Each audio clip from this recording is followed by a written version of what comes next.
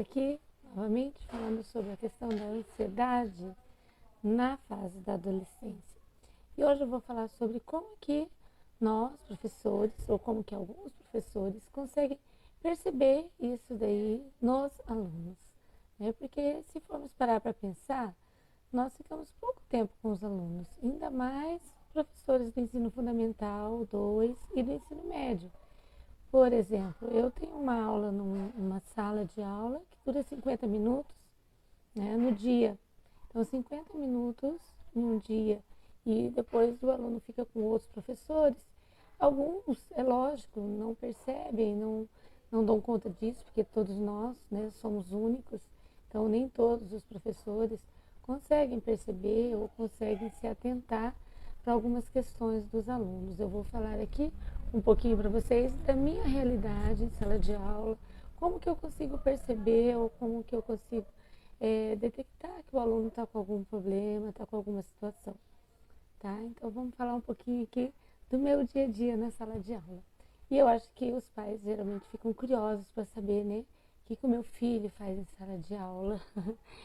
Então é muito interessante porque, na verdade, um adolescente na sala de aula, muitas vezes, não são todos os casos, ele acaba sendo uma outra pessoa, não aquele que está em casa.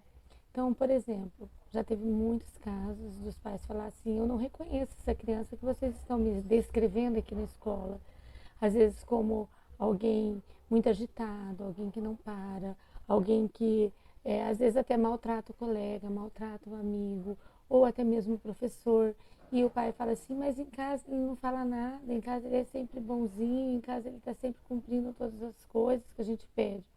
Então, eu queria colocar com isso o seguinte: o aluno, né, ele é aluno e em casa ele é filho.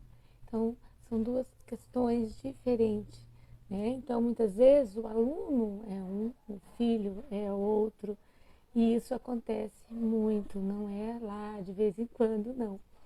Mas na questão da ansiedade, como que eu consigo perceber?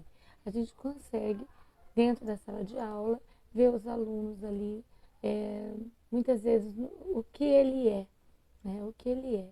Então, se um aluno ele é bastante agitado, por exemplo, e de um dia para o outro, ou de uma semana para outra, a gente começa a perceber que ele está mais tranquilo, mais calmo, mais quieto, mais calado. Então, eu, no meu caso, já vou e pergunto: o que você tem, fulano? Aconteceu alguma coisa? Né? Se passou um dia só, daí tranquilo, né? Volta no outro dia aquele aluno continua naquela quietude que não é normal dele, daí ele vem e já fala: ah, tô com algum problema, tô assim. Às vezes passa vários dias, às vezes passa um mês, é que ele continua naquela angústia que a gente consegue perceber aquilo dali no aluno. E muitas vezes ele vem e fala para a gente, né, para mim, que sou professora, que ele está falando aquilo dali porque em casa ele não pode falar, porque se falar para a mãe ou para o pai vai ter briga, vai ter confusão.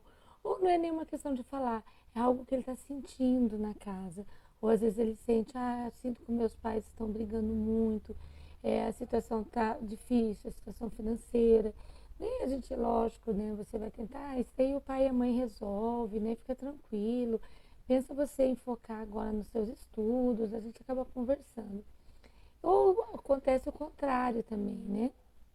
Aquele aluno que é muito quieto, que é aquele aluno que conversa com a gente, fala um bom dia, fala um oi, e de repente ele muda de comportamento. Ele muda de comportamento no sentido de começar a ser mais agressivo, ou a gente perguntar alguma coisa e ele responder de uma forma ríspida.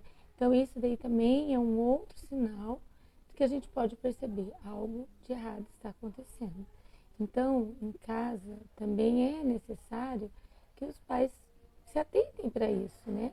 Percebam, conversa, o que está acontecendo, pergunte o que você está sentindo, né? O que você quer, o que está acontecendo, pode falar. Né? Não é, às vezes ele não vai falar, mas é sempre bom estar atento, ok?